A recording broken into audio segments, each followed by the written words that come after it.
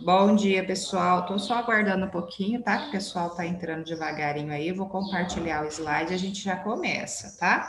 A gente viu a aula passada sobre a evolução do sistema escritor. Hoje eu vou falar sobre a fisiologia do sistema escritor, tá? Eu vou compartilhar o slide, depois eu até deixo o slide se vocês quiserem no grupo. Quem quiser fazer um resuminho, alguma coisa assim, eu disponibilizo para vocês, tá? E a gravação também, depois eu coloco lá no,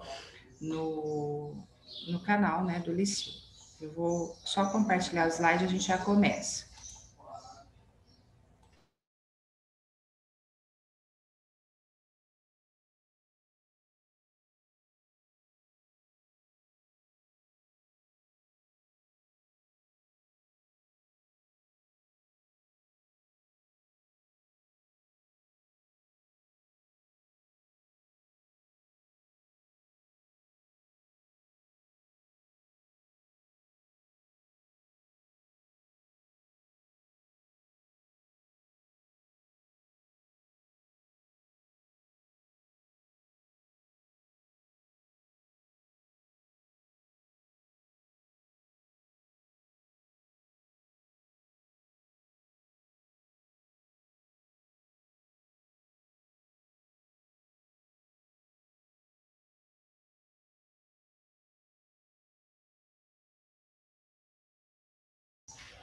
Ô, pessoal, me fala só uma coisa, eu estava aqui conversando com o Sérgio, vocês têm uma palestra também agora, 10h30, né? É isso? Sim, Então, umas 10h25, eu já paro, tá bom? Eu paro, e aí hoje, então, aquela aula de exercício, vocês não vou mandar o exercício, eu mando junto a semana que vem, tá? Para liberar vocês já. Então, eu vou fazer uma introduçãozinha aí rápida do sistema escritor, umas 9h25 eu libero vocês, 9h20, 9h25, tá? Só para não atrasar muito aí da palestra. Então, ó, o sistema escritor, eu vou compartilhar o slide aqui, ó. A gente falou da evolução já, né? Porque quando a gente estuda o sistema escritor, todos os sistemas, a gente estuda o sistema humano, né? E aí, o que que acontece? Como a gente estuda o sistema escritor humano, a palestra é 10h30, né, gente? Tudo bem, mas eu vou fazer a introdução aqui, eu esqueci, é 9h30 agora. A palestra é 10h30. Então, eu faço a introdução aqui, dou a parte que eu tinha me programado, e eu libero vocês, tá? Mas é que eu estava imaginando a palestra 9h30. Então, quando a gente estuda o sistema escritor, a gente enfatiza o sistema escritor humano. Mas o que a gente fez a aula passada? A gente foi mostrando, quem faltou da aula, quem não viu, a evolução, que é uma parte muito importante, porque cai no vestibular. Então, quem for prestar vestibular, treineiro, Enem aí, pode estar se ligando aí, tá? Se quiser, eu não lembro se eu compartilhei o slide da evolução também, porque começa assim, ó, esponja, o grupo da esponja, que é o porífero, selenterado, não tem sistema escritor, nada para inscrição, então é por difusão. Aí o plateuminto já tem célula flama, aí começa a aparecer canais no nemateuminto, nefrídeos, aí vai evoluindo o sistema escritor, que é isso que a gente falou na aula passada.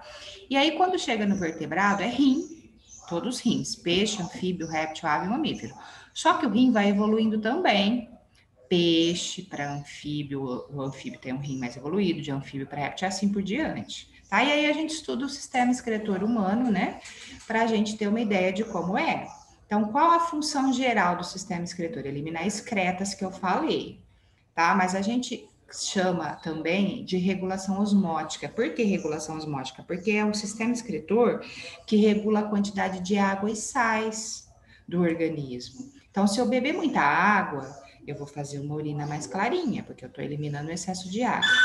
Se eu beber pouca água, eu vou urinar uma urina mais escurinha, porque vai ter mais sais. Gente, me dá um minutinho que eu preciso ver que está tocando aqui, tá? Eu já venho.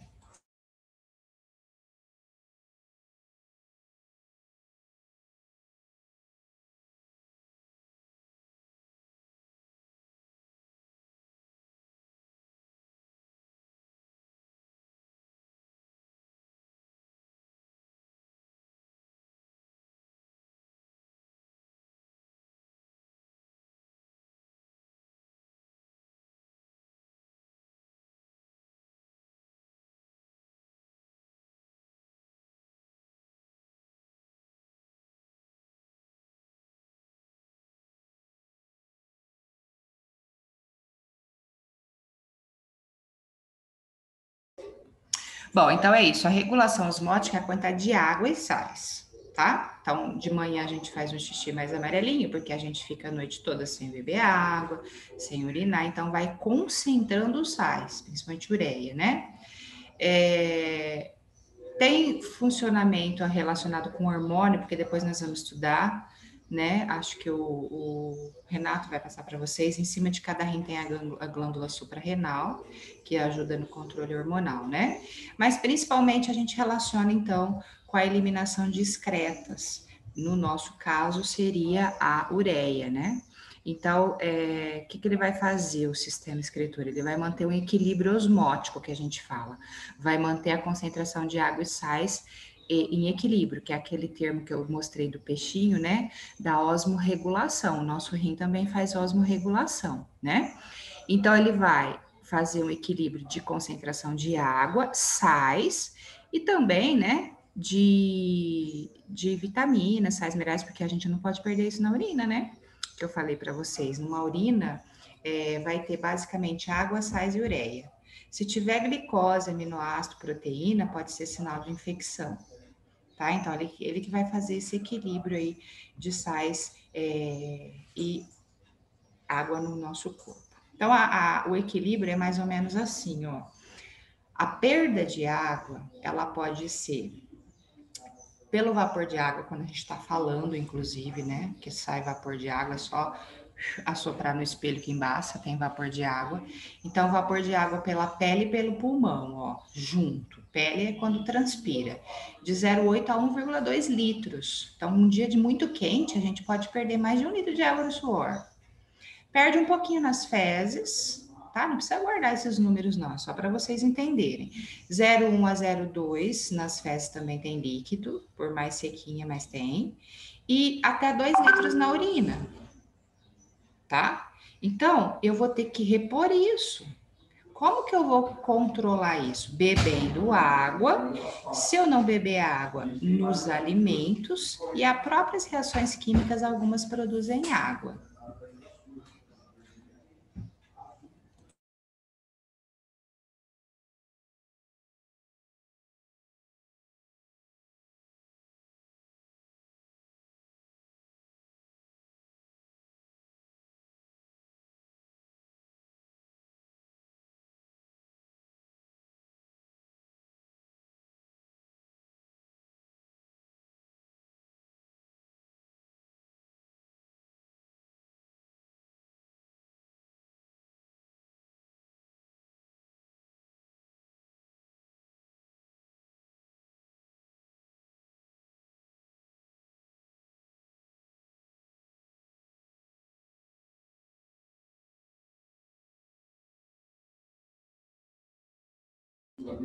Então é isso. Se eu perder mais do que ingerir, eu vou desidratar.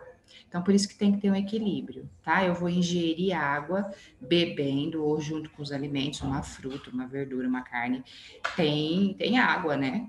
Então, eu vou ter que ter um equilíbrio aqui. Então, se eu ingerir mais do que perder, eu vou eliminar mais. O meu rim vai ter que funcionar mais para eliminar. Mas se eu perder mais do que ingerir, eu vou desidratar. Aí é aquele caso que tem que tomar soro, né, na veia, para hidratar o corpo de novo, tá? Então tem que ter um equilíbrio aí. O sistema urinário humano, então, ele é formado por 2 rins, né? O rim direito, o rim esquerdo. Aqui que estão as glândulas que eu falei que o Renato vai passar para vocês. 2 canais que são os ureteres, ureter direito, ureter esquerdo, a bexiga urinária e a uretra. Tá vendo aqui a cintura, ó? Ele fica mais ou menos na altura da cintura, o rim. E aqui, gente, na frente, estão todos os órgãos, estômago, intestino, fígado. Por isso que o rim, ele fica mais voltado para a parte de trás das costas. Quando a pessoa tem cólica de rim, dói atrás, tá? Então, é aqui na altura da cintura, ó, na parte de trás. Então, o que vai acontecer, ó? Bem resumidamente, tá vendo? Aqui tem uma artéria, ó, em vermelho, que traz o sangue para dentro do rim. Então, o sangue entra no rim, aí ele vai circular no rim. À medida que ele está circulando no rim, o rim está separando o excesso de água, sais e ureia E aí depois o sangue volta para a circulação pela veia renal. Então a artéria renal traz o sangue que passa pelo rim, ele filtrou, ele volta pela veia renal para a circulação. E aí, como o rim retém água, sais e ureia, isso vai formar urina. Aí a urina vem pelo ureter, armazena na bexiga e sai pela uretra. Então, gente, eu tenho que saber o nome dos órgãos que formam o sistema humano, né? Forma o sistema excretor humano. E aí eu vou até associar. No peixe é igual, mas só que vai ficando mais eficiente. Então, no mamífero, no humano é o mais eficiente. Então, se ele falar assim, quais os órgãos que formam? O rim. Ah, qual a função do rim? Eu posso, embora quem filtra são as unidades que estão dentro do rim, a gente vai ver que tem os néfrons que filtram, mas eu posso falar a função geral do rim, filtrar o sangue, certo? Então, ele vai filtrar o sangue. Aí, do rim, filtrou o sangue, vai para o ureter. Tem o ureter direito e o ureter esquerdo, ó. Aqui. Qual é a função do ureter? Então, a função do ureter é levar a urina, que já foi formada do rim, para a bexiga urinária. Ele é um transporte, então, ele leva a urina do rim para a bexiga urinária, certo? Qual a função da bexiga urinária? A bexiga urinária, ela armazena a urina temporariamente. É claro que tem um limite, né? Porque senão começa a doer, mas ela armazena uma grande quantidade de urina. E a uretra é o canal que elimina a urina, vai para o meio externo. Então, vai elimina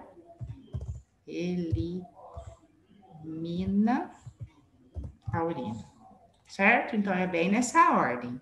Rim, ureter, bexiga, uretra. Só uma observação. A uretra na mulher só passa urina. No homem, ela fica no meio do pênis, passa urina e esperma. É o mesmo canal. É um canal único. A mulher não. A mulher tem um canal separado da urina e a vagina, que é para reprodução, que é por onde tem a menstruação também, tá? Então, é separado. Então, é rim, ureter, bexiga e uretra. E a função de cada um, tá? Tem que saber aí. Aí, dentro do rim, ó, é como se ele fosse formado por um monte de canaizinhos. Aí, tá vendo? Esses canaizinhos são microscópicos. Então, essa artéria que eu mostrei aqui, ó, tá vendo? Ela se ramifica um monte de artériazinha fininha para levar o sangue para dentro desse rim. O sangue passa no rim inteiro. E aí, esse sangue vai entrando nos canaizinhos, que são esses canaizinhos aqui, tá?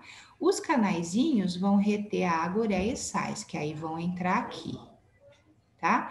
E o resto do sangue tá mostrando aqui que aí ele vai sair do rim pelos vasos ramificados e vai voltar para a circulação, tá? Esses canaizinhos que filtram são chamados de néfrons.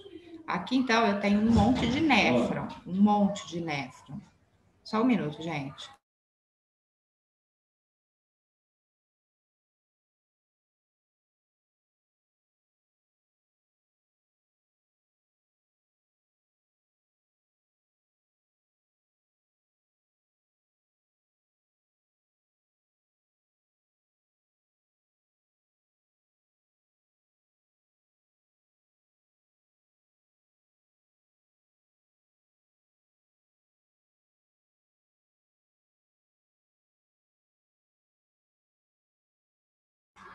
Então, aqui, ó, quando eu tenho um conjunto de néfrons, eles chamam isso aí de pirâmide Malpighi, não precisa guardar isso não, mas é que tem um monte de unidade filtradora. Então, elas são microscópicas, por isso que aqui a gente tá vendo como uns risquinhos, tá? Eu já vou mostrar como que é um néfron ampliado, mas quem filtra é o néfron. O rim, ele tem um conjunto de néfrons. Então, eu posso falar, o rim filtra? Filtra, porque dentro dele estão os néfrons, que são as unidades filtradoras, tá vendo? Aí, então, vai passar por esses canais microscópicos, aí eles se unem nesses canais únicos aqui e vai para o ureter. Do ureter vai, então, para a bexiga urinária, certo? E aqui é um néfron, ó. Então, seria Se eu pegasse um risquinho desse aqui, que o sangue tá passando, circulando perto dele, e ampliasse, tá? Aí o néfron é a unidade filtradora. Nós temos milhões de néfrons dentro dos rins. Então, aquele vasinho fininho é esse aqui, ó. Então, o sangue chega por esse vasinho, ó, vai circulando, circulando, circulando, circulando, circulando, e depois ele sai, que aí vai dar naquela veia em azul, tá? Então, é um fluxo contínuo de sangue. À medida que o sangue está passando, ó, ele está em contato direto com as unidades filtradoras, que são os néfrons. Então, o que vai acontecer? Ó? O néfron, gente, eu vou destacar aqui no meio desse monte de coisa. O que eu tenho que saber? Ó? O néfron, ele tem algumas partes. Eu tenho que saber o glomérulo, eu já vou explicar, tá? A cápsula de Bowman e os túbulos contorcidos. Só que os túbulos contorcidos, ó, tem aqui, ó, o túbulo contorcido que ele chama de proximal, é porque é o que está mais pertinho aqui da cápsula. Aí tem uma área que ele chama de alça de Henle. E tem o tubo contorcido distal. Tá? Então, se eu fosse simplificar sem os vasos sanguíneos, ó, vou fazer um desenho aqui. Então, fica assim, ó, a cápsula de Bowman, ela tem a forma de um Czinho, assim, ó. Aí ela vai fazer essas curvinhas, que são os túbulos contorcidos proximais. Cápsula de Bowman, túbulos contorcidos proximais. Aí a curva aqui, ó, é a alça de Henle. E aqui os túbulos contorcidos distais, que ficam mais longe da cápsula de Bowman. E aqui é o ducto coletor aqui no finalzinho. Então, cápsula de Bowman, túbulos contorcidos proximais, alça de Henle e túbulos contorcidos distais. É isso que importa. E aqui, ó, esse novelinho é o vaso sanguíneo que forma o sangue chegou, circulou, né? Que forma o glomérulo, certo? O glomérulo é esse bolinho aqui de vasos sanguíneos. Então, como é que vai ser essa filtração? Ó, quando o sangue chega aqui no glomérulo, ele tem uma pressão sanguínea. Aí ele vai forçar várias substâncias que têm um tamanho bem pequenininho atravessar a cápsula de Bowman e entrar na cápsula de Bowman. O que vai atravessar e entrar na cápsula de Bowman? Aqui, ó, então vai formar um líquido. Esse líquido se chama filtrado glomerular. Que é o que está filtrando e indo para a cápsula de Bowman. Então, filtrado glomerular.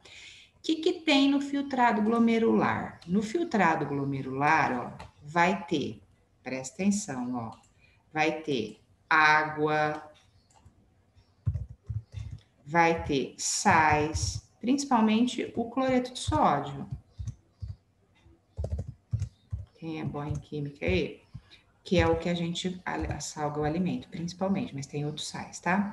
Vai ter glicose, vai ter vitaminas, porque tudo pequenininho, ela atravessa a cápsula, entendeu? Água, sais, glicose, vitaminas, pequenas proteínas atravessam, aminoácidos,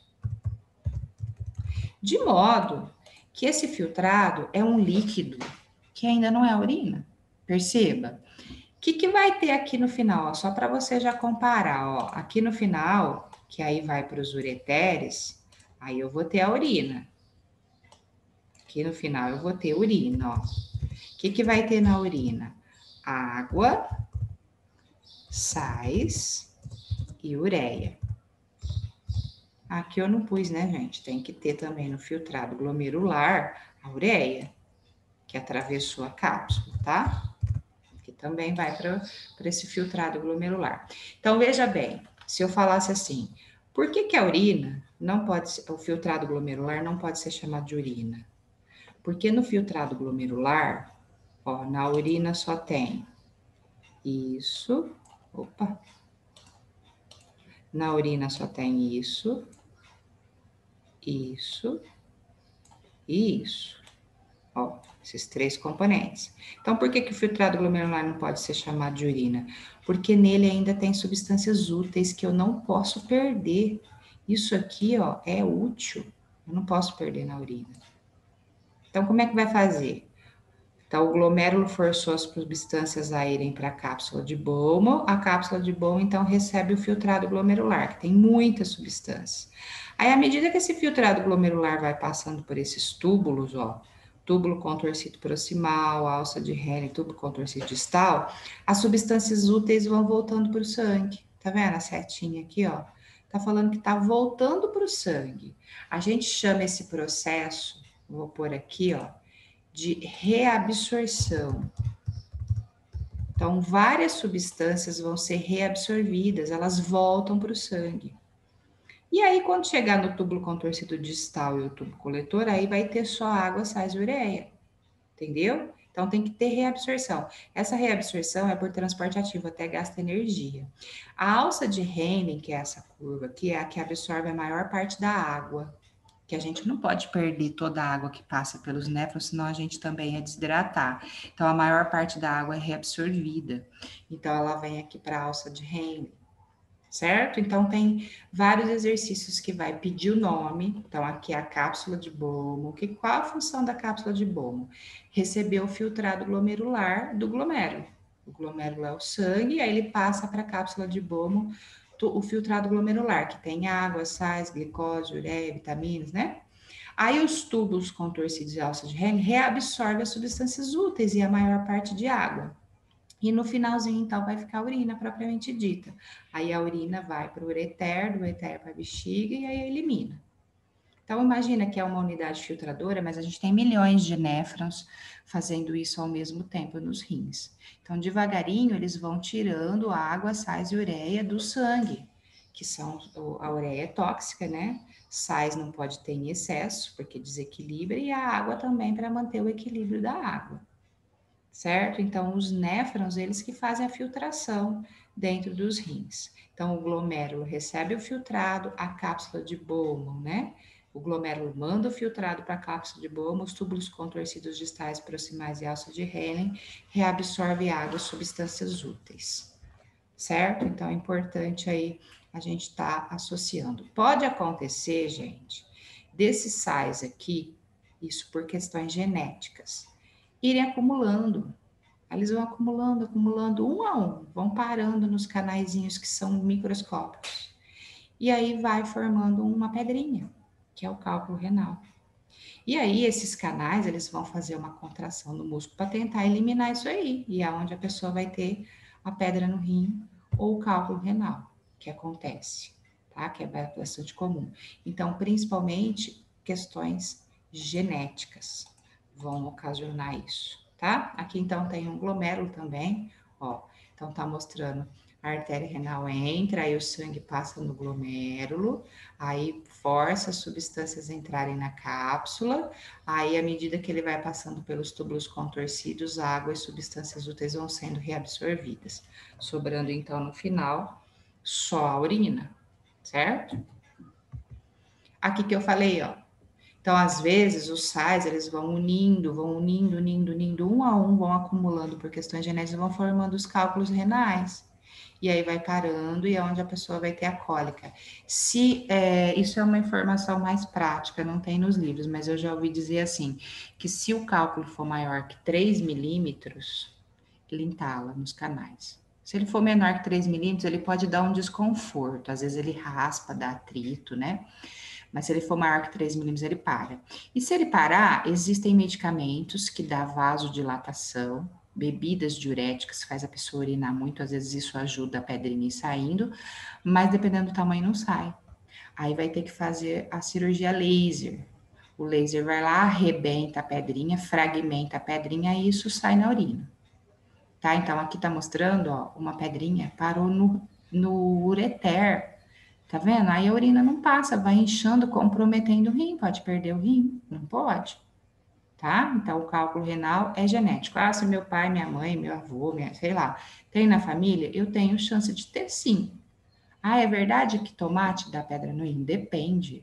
Tem pessoas que determinados alimentos acumulam, tem pessoas que não. Existem exames para detectar o tipo de alimento que cada indivíduo pode estar acumulando. Aí ele vai evitar isso aí para evitar ter cálculo. Não é igual em todo mundo, não, tá?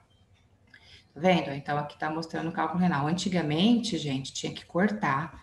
Eles cortavam aqui perto da cintura, nas costas, chegava no rim para retirar aquele cálculo. Hoje não precisa ser tão invasivo assim, né? A cirurgia é com laser mesmo, arrebenta lá a pedrinha e ela vai ser eliminada, certo?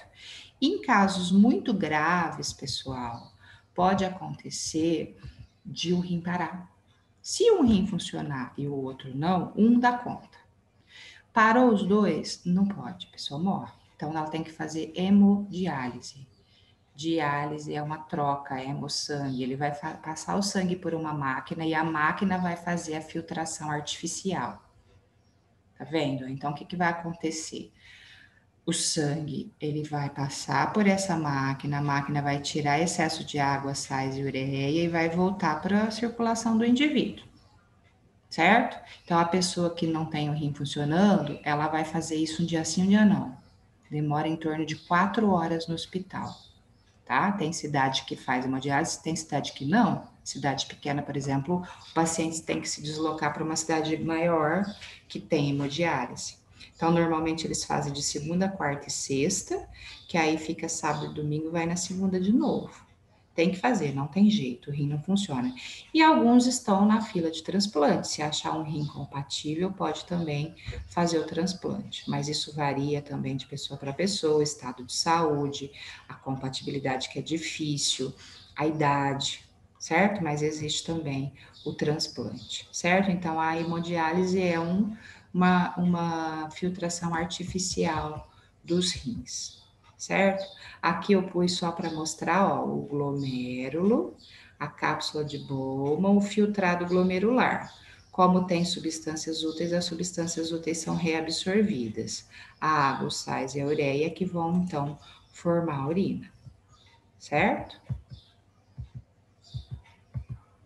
Tá vendo? Aqui ele especificou um pouquinho, que aqui no glomérulo, principalmente nessa área da alça de Henle, tá vendo? Ó, vai reabsorver água, glicose, aminoácidos, cálcio e um pouquinho de cloreto de sódio.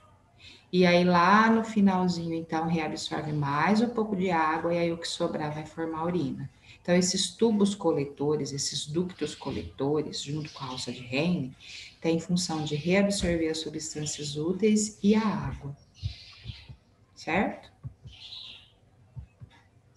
E aí, só para associar, porque quem vai passar isso para vocês é o Renato, existe um hormônio chamado ADH, ou, sem ser a sigla, hormônio antidiurético. Ó, diurético é que faz fazer xixi. Anti é que evita.